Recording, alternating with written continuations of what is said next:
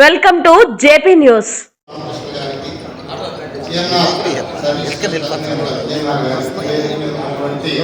అధికారులకి కింద ఆశలు లేనటువంటి ప్రజలకు నా సోదర సమానమైనటువంటి మీడియా మిత్రులందరికీ కూడా శిరస్సు నమస్కరిస్తున్నాను.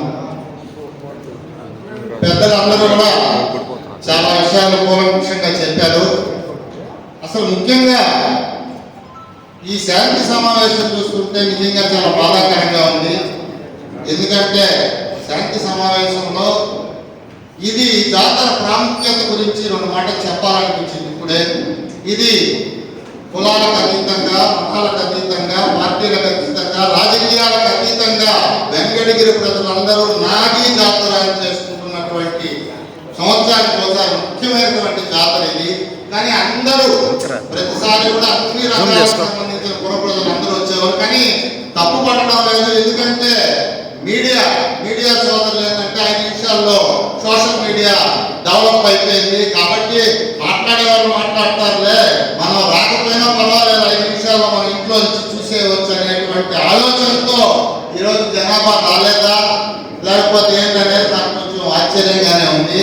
సరే, అయినా కూడా మన వంతు నేను కూడా చాలా మంది వచ్చుంటారని వచ్చాను.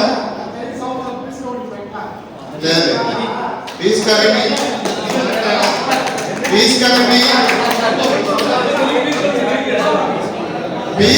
మీటింగ్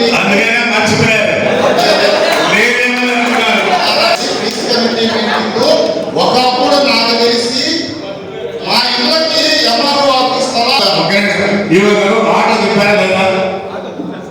చెప్పారా? ఆటో తిప్పేశారు, టౌన్లో తిప్పేశారు. సరే, బట్ ఏదైనా కానీ నేను ఒకవేళ నేను వచ్చిన తర్వాత నేను మాట్లాడాలనుకున్నట్టు మాట్లాడి అది ఏ రకంగా తెలుస్తానని వచ్చాను. ముఖ్యంగా ఇక్కడికి వచ్చిన తర్వాత 2 విషయాలు చెప్పదలుచుకున్నాను. ఒకటి వెంకటగిరి చరిత్ర గురించి, 2 పోలేరమ్మ తల్లి చరిత్ర గురించి నాకు తెలిసినంత వరకు మీ అందరితో షేర్ చేసుకుంటున్నాను. ఒకటి, నాకు తెలిసినంత వరకు వెంకటగిరి నియోజకవర్గానికి ప్రపంచంలోనే చరిత్ర కలిగిన నియోజకవర్గం వెంకటగిరి.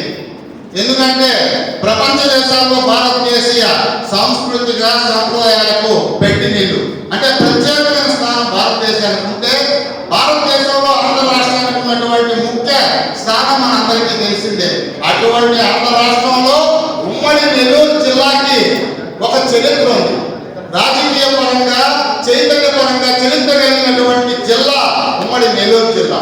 అటువంటి ఉమ్మడి నెల్లూరు జిల్లాలో వెంకటగిరికి ప్రత్యేకమైన చరిత్ర కలిగిన ఊరు వెంకటగిరి నియోజకవర్గం. ఇది ఎవరు కాదన్నా కూడా అది సత్యం. కాబట్టి నేను ఏం చెప్తుందో అర్థమవుతున్నానంటే ప్రపంచంలోనే వెంకటగిరి నియోజకవర్గానికి ఒక చరిత్ర ఉంది.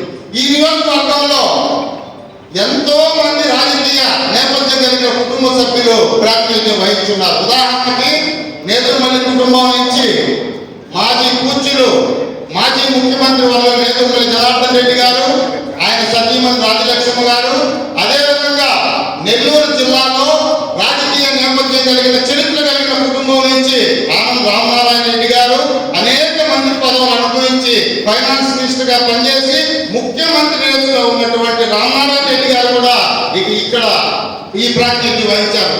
అంతేకాకుండా ఇంకొక రాజకీయ నేపథ్యం కలిగిన నల్లపురెడ్డి శ్రీనివాసన్ రెడ్డి, ఫ్యామిలీ నుంచి నల్లపురెడ్డి శ్రీనివాసన్ రెడ్డి గారు, నల్లపురెడ్డి చంద్రశేఖర్ రెడ్డి గారు కూడా ఈ వెంకటగిరి నియోజకవర్గంలో ప్రాతినిధ్యం వహించారు. అంతేకాకుండా మన వెంకటగిరి సంస్థానాధీశులు రాజా యాచంద్ర వారు అంటే సింహాసనం అధిష్ఠించిన రాజా గారు మరియు వారి కొడుకు సాయికృష్ణ యాచంద్రులు కూడా ఈ వెంకటగిరి నియోజకవర్గం ప్రాతినిధ్యం వహించారు. అంతేకాకుండా షణ్ముఖం గారు, అల్లంకృష్ణయ్య గారు, పలుకోడు వెంకటస్వామిరెడ్డి గారు లాంటి మేధావులు పెద్దలు ఈ నియోజకవర్గంలో ప్రాతినిధ్యం వహించారు. అయినా వాళ్ళందరికీ దక్కని, వాళ్ళందరికీ చేరినటువంటి ఏ రాజకీయ నేపథ్యం లేనటువంటి కుటుంబం నుంచి వచ్చిన కురుగొండ రామకృష్ణ గారు ఆయన కృషితో, పట్టుదలతో, ఆయన కమిట్మెంట్తో చరిత్ర కలిగిన వెంకటగిరిని 3 సార్లు ఎమ్మెల్యేగా గెలిచి వెంకటగిరి చరిత్రను మార్చినటువంటి ఒకే ఒక్క మగాడు కురుగొండ రామకృష్ణ. ఇది సత్యం. దీన్ని ఎవరు కూడా కాదనలేరు. నేను ఆయన పొగడాల్సిన అవసరం లేదు, పొగడత కాదు. ఇంత ముఖ్యమైనటువంటి నియోజకవర్గానికి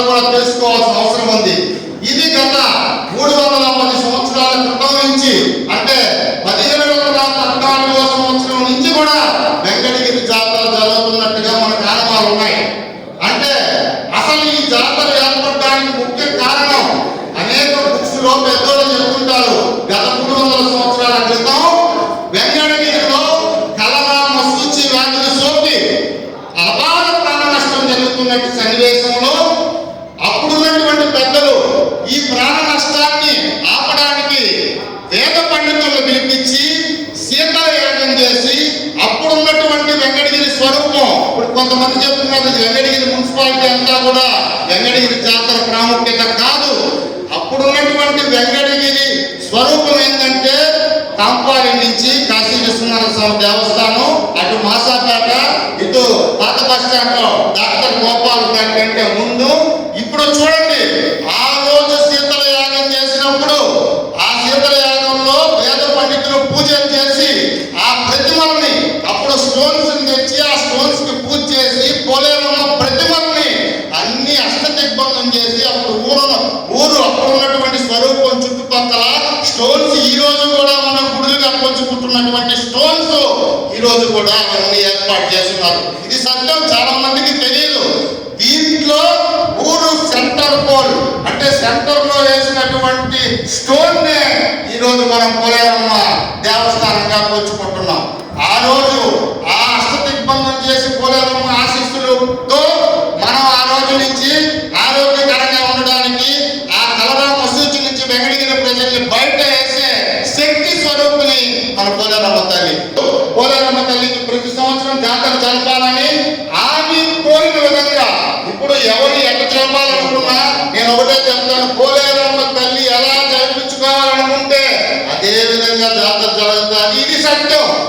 నుంచి కూడా పోలేరమ్మ తల్లి సాంప్రదాయబద్ధంగా కొన్ని కారణాలు ఇప్పుడు చెప్పకూడదు, కానీ సాంప్రదాయాలు అతిక్రమించి చేసిన పెద్దలు మూల్యం చెల్లించిన సన్నివేశాలు కూడా మనందరికీ తేట తెల్లంగా తెలుసు. వాటి జోలికొద్దు. ఇప్పుడు మనం సాంప్రదాయబద్ధంగా ఆ రోజు జాతరని నిజంగా భారతదేశ చరిత్రలో అనేక ఊర్లలో జాతరలు జరుగుతుంటాయి. ఈ జాతరని చేసిన డిజైన్ ఆ రోజు సంస్థానాధీశులకి మన హ్యాట్స్ ఆఫ్ చెప్పాలి. వాళ్ళు చేసిన డిజైన్ అప్పుడు ఉన్నటువంటి వెంకటగిరి గ్రామంలో ఉన్నటువంటి అన్ని కులాలని ప్రతి ఒక్క కులస్తుడు ఇది నా జాతర మా జాతర అనుకునే విధంగా దీన్ని డిజైన్ చేయడం జరిగింది. ఇది ఎక్కడ భారతదేశంలో ఎక్కడ ఏ జాతరలో చూడలేరు.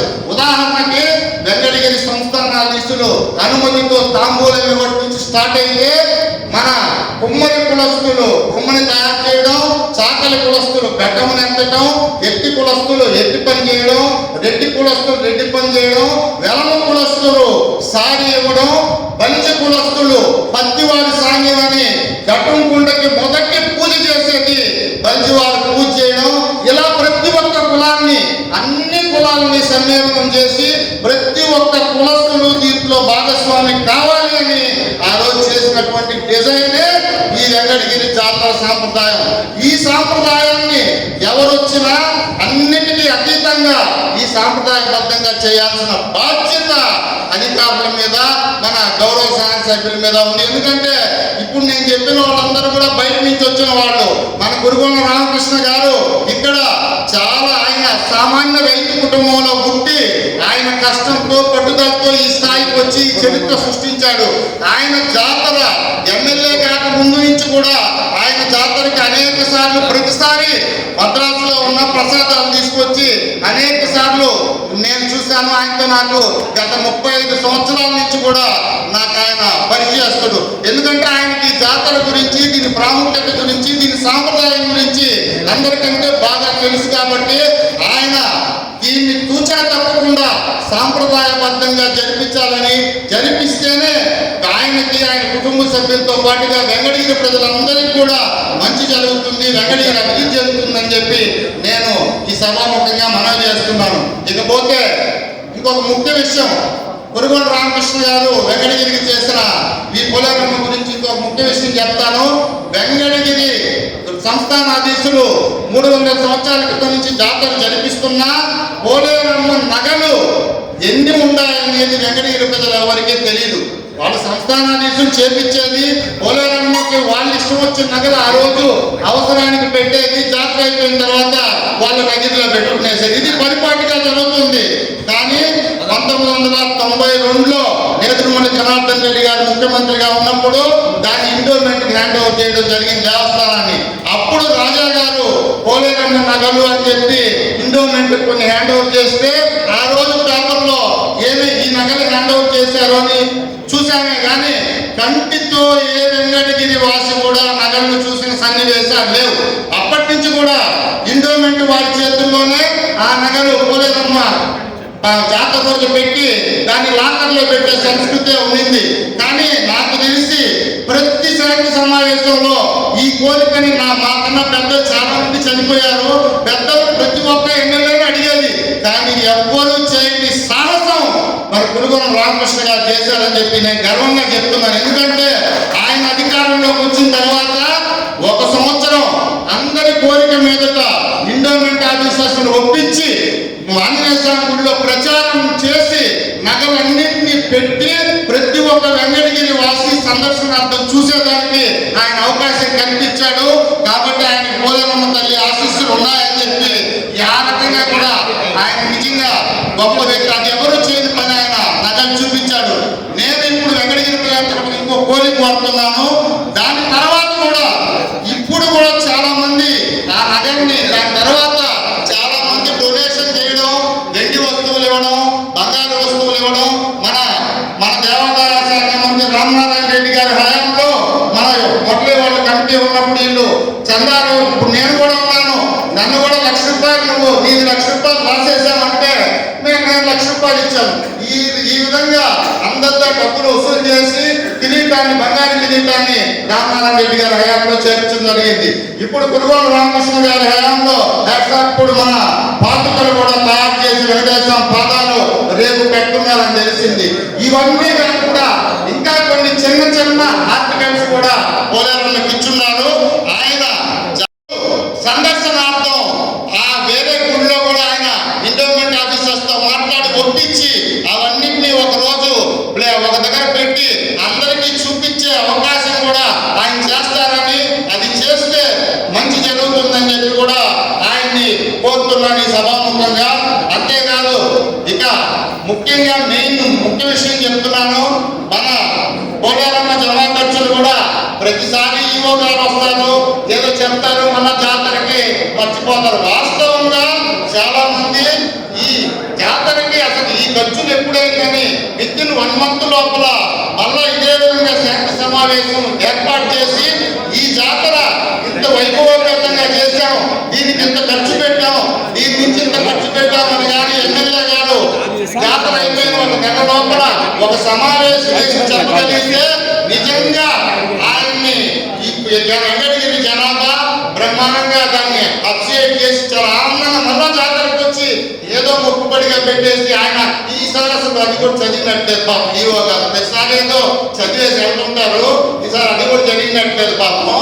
సరే ఈ నెక్స్ట్ నుంచి అన్నా అది కొంచెం మార్చాలి. వెంకటగిరి ప్రజలకి ఇది వెంకటగిరి ప్రజల జాతర, పోలీసుల జాతర కాదు, ఇంకొక జాతర కాదు. పోలీసులకు కూడా నేను ఒక మనవి చేస్తున్నాను. ఎక్కడెక్కడి నుంచో పోలీసులు వస్తారు, వాళ్ళకి సంబంధించిన బెటాలియన్ వాళ్ళు వస్తారు, వాళ్ళు బయట నుంచి వచ్చి వాళ్ళకి సంబంధించిన వాళ్ళకి జాతర లాగే ఉంటుంది. కానీ నిజంగా వెంకటగిరి వాసిగా వెంకటగిరి ప్రజలకు చాలా మంది ఇబ్బంది పడిన సన్నివేశాలు ఉన్నాయి. అట్లా కాకుండా వెంకటగిరి ప్రజలకు ఒక ప్రాధాన్యత ఇచ్చి కొన్ని ముఖ్యమైన ప్లేసుల్లో సిఐ గారు లోకల్ పోలీసుని ఎందుకంటే మొహమాటంతో బయట వాళ్ళు పెడతారు, వాళ్ళ వల్ల కొంతమంది లోకల్ వాళ్ళు అవమానపడిన సన్నివేశాలు ఉన్నాయి. అవి కూడా కొన్ని ఇంపార్టెంట్ ప్లేసుల్లో లోకల్ పోలీసులు పెట్టి వెంకటగిరి ప్రజలకి న్యాయం జరిగేటట్టు చేయవలసిందిగా పోలీసు వాళ్ళని కూడా కోరుతూ, ఇంకా మన సోదరులందరూ అన్ని విషయాలు చెప్పారు, చాలా ఆనందంగా ఉంది. అవన్నీ రెక్టిఫై చేయాలని, ఇది సాంప్రదాయబద్ధంగా ఇదే విధంగా చాలా పద్ధతిగా చేస్తే ఇది మనకే కాదు వెంకటగిరి అభివృద్ధి చెందడానికి. వెంకటగిరి ఈ రోజు ఎంతో అభివృద్ధి చెందింది. ఘనంగా చెప్పాలంటే ఈ రోజు రాజవీధిలో ఉండే అంకణం రేటు ఎంజీ రోడ్లో బెంగళూరులో లేదు, అబిడ్స్ లో హైదరాబాద్ లో లేదు, చెన్నైలో టీనగర్లో లేదంటే నిజంగా మనం వెంకటగిరి వాసిగా గర్వపడాలి.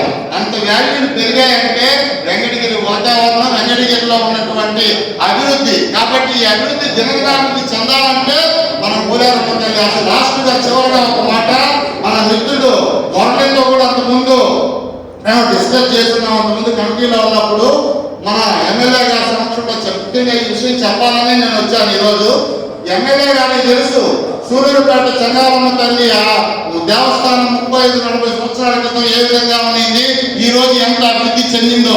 దానికి కారణం అది దానికి ఉన్నటువంటి ప్లేస్. మామూలుగా భక్తులు పెరగడం, అక్కడ మామూలుగా మొక్కుబడులు చెల్లించుకోవడం, అక్కడే వంటశాలలో వండుకోవడం, తినడం, అన్నదానం చేసుకోవడం, ఇలాంటి ప్రేక్షకులు మామూలుగా భక్తులు పెరగడం వల్ల అది చాలా అభివృద్ధి చెందింది. మనకి పోలేరమ్మ తల్లి దేవస్థానానికి అటువంటి అవకాశం లేదు. కాబట్టి నేనేం కోరుకుంటున్నానంటే వెంకటగిరి ప్రజల తరఫున ఆ పోలేరమ్మ గుడికాడు ఈరోజు తెల్లారుజామున 3:30-4 చూడండి, బుధవారం వేస్తున్నారు. బయట నుంచి చాలా మంది భక్తులు వచ్చి అక్కడ పూజలు చేసుకొని తిరిగి వెళ్ళిపోతున్నారు. వాళ్ళందరికీ అవకాశం లేక మొక్కుబడి చెల్లించేదానికి దానికి కోట్ల రూపాయల విలువైన స్థలం పోలేరమ్మ తల్లిది. కాశీపేట సెంటర్లో PVMS పక్కన చిత్రకూటమి స్థలం కూడా హ్యాండ్ ఓవర్ చేయడం జరిగింది. అది కోర్టులో ఉండింది. సొసైటీకి పోలేరమ్మకి చిత్రకూటం స్థలం కోట్ల రూపాయల విలువైన స్థలం.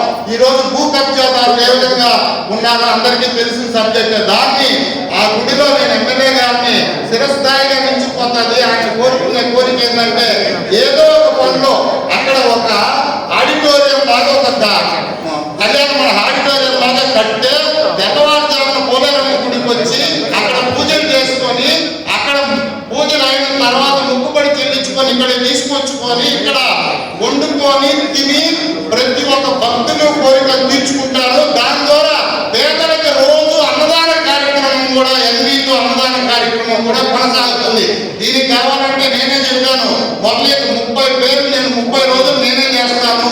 నా ఫ్రెండ్స్ 30 మంది పేర్లు ఇచ్చి రోజు ఒకరిద్దరు అన్నదాన కార్యక్రమం చేస్తాం. తర్వాత అది కంటిన్యూ అయిపోతుంది. శిరస్థాయిగా మీ హయాంతో ఇది జరిగింది అంటే ఇది కంటిన్యూ శిరస్థాయిగా కోట్ల రూపాయల స్థలంలో ఒక కమ్యూనిటీ హాల్ లా కడితే వాళ్ళు అక్కడ వండుకొని భోంచేసి అన్నదాన కార్యక్రమం అంటే భక్తుల మొక్కుబడితో పాటుగా ఆహారం లేనటువంటి పేద నిరుపేదలు ఆహారం అన్నదాన కార్యక్రమం ప్రతి నిత్యం పురుగం రామకృష్ణ గారు మొన్నదాకా చేసిన అన్నదాన కార్యక్రమం కంటే నిన్నగా ఈ అన్నదాన కార్యక్రమం జరుగుతుంది అని చెప్పి ఈ సభాముఖంగా మనవి చేస్తూ నాకు ఈ అవకాశాన్ని కలిగించినటువంటి ఇక్కడ ఉన్నటువంటి నా